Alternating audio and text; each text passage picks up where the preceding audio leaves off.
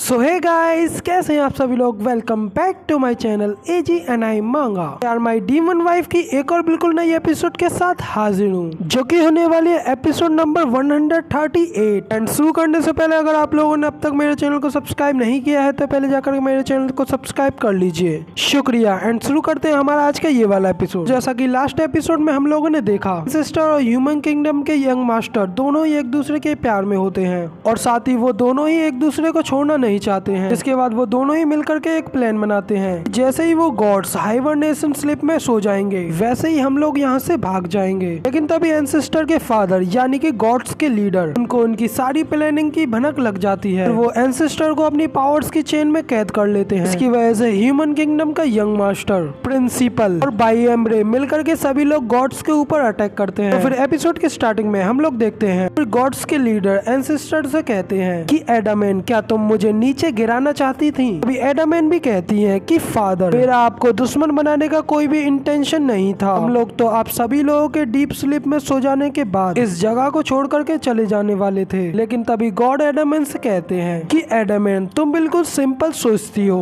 But क्या तुम्हें ये पता है कि तुम इन सभी गॉड्स के किंग की डॉटर हो। तुम्हारा किया गया हर एक मूव हम प्रोटोस को रिप्रेजेंट करता है। लेकिन फिर भी ये कितनी शेम की बात है कि तुम एक ह्यूमन रेस के बंदे के प्यार में पड़ गई हो। लेकिन तभी एंसेस्टर एडामेन गॉड से कहती है कि फादर, प्रोटोस से अदर बाकी सभी लोगों को सिर्फ आपने ही क्रिएट किया है, तो फिर ये लोग हम लोगों से अलग क्यों हैं? क्योंकि इन सभी के पास तो अपना इमोशन और ईगो है। इसके बाद गॉड भी कहते हैं कि इमोशन, एडामेन, ये सिर्फ एक लास्ट चीज है जिसकी की प्रोटोस को नीड है। लेकिन मुझे एडामेन, तुम्हारे लिए कोई फीलिंग्स नहीं है। तुम भी जस्ट एक लाइफ हो जिसको कि मैंने क्रिएट किया है, जिसे कि मैं इनफाइनाइट टाइम क्रिएट कर सकता हूँ। फिर अब से तुम्हारे अंदर जो भी एबिलिटीज हैं और मेरी ब्लेसिंग्स हैं वो तुम्हारे पास अब से नहीं रहेंगी। इसके बाद एडामेन भी दुखी होते हुए अपने फादर को आवाज लगाती हैं। लेकिन तभी गॉड बाई एम्ब्रे से कहते हैं, एबिका ने कई सारे गुनाह किए हैं, तो फिर आज के बाद तुम्हें इसकी बात नहीं माननी है। अब इस चीज के लिए इससे बदला लो। लेकिन तभी बाई एम्ब्रे भी कहती है कि आई एम सॉरी मास्टर, मुझे माफ कर दें, बिकॉज क्योंकि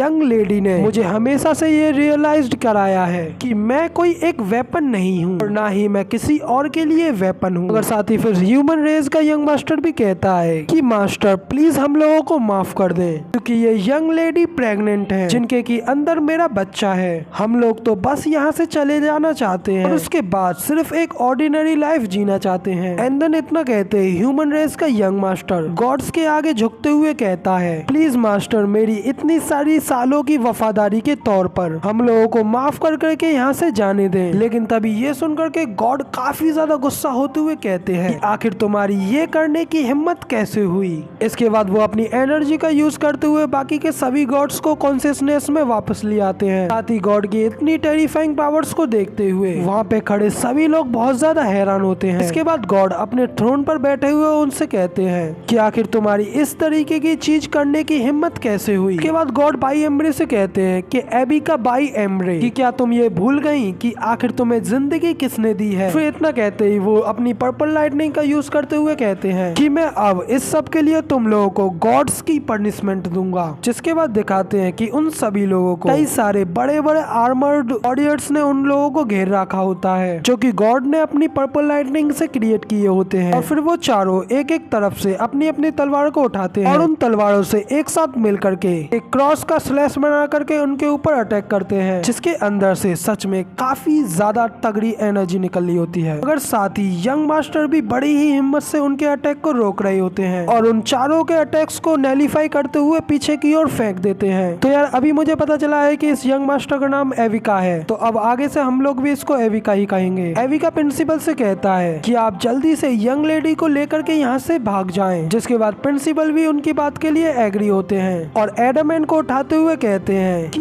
यंग लेडी प्लीज मेरे साथ चलें। लेकिन एडामेन उनसे मना करती है और यंग मास्टर यानी कि एविका को आवाज लगाती है। मगर तभी एविका भी चिल्ला करके उनसे कहता है कि जल्दी से यहाँ से जाओ। मगर तभी दूसरी ओर गॉड अपने थ्रोन पर से खड़े हो जाते हैं और अपनी पावर्स को एविका के ऊपर रिलीज करते हुए कहते हैं कि क्या तुम ये सच में सोचते हो कि तुम लोग मुझसे बच करके यहाँ से चले जा सकते हो? मैंने रियली ये पहले कभी एक्सपेक्ट नहीं किया था कि एक तुम जैसा तुच्छ ह्यूमन यहाँ पे इतनी ज्यादा परेशानियां खड़ी कर देगा। लेकिन तभी ये सुनकर के एविका गुस्से में अपनी पावर्स को रिलीज करते हुए गॉड की ओर घूरता है, मगर उसी टाइम गॉड भी एविका के ऊपर अपनी पर्पल लाइटनिंग का एक जोरदार अटैक करते हैं, जिसे देख एडमैन और प्रिंसिपल भी बहुत ज्यादा हैरान होते हैं। और फिर ये सब देख करके एडमैन जल्दी से बाई एम्ब्रे को आवाज लगाती है। तभी बाई एम्ब्रे भी कहती है कि मैं समझ गई। इतना कह करके बाई एम्ब्रे भी अपनी फुल पावर्स को रिलीज करते हुए एक काफी ग्लोरियस मैजिक कास्ट करती हैं। लेकिन तभी दूसरी ओर भी दिखाते हैं कि गॉड एविस के ऊपर और भी ज्यादा पावर रिलीज करते हैं और उसे काफी ज्यादा टॉर्चर करने लगते हैं अपने उसी गॉड स्टोन के साथ। और फिर गॉड एविस से कहते हैं कि क्योंकि तुम ये नहीं जानते कि एक आज्ञाकारी कैसे बने, इसीलिए हम तुम्हें वापस से वैसा ही बनाते हैं। तभी एडमैन भी कहती हैं कि फादर प्लीज दया करें।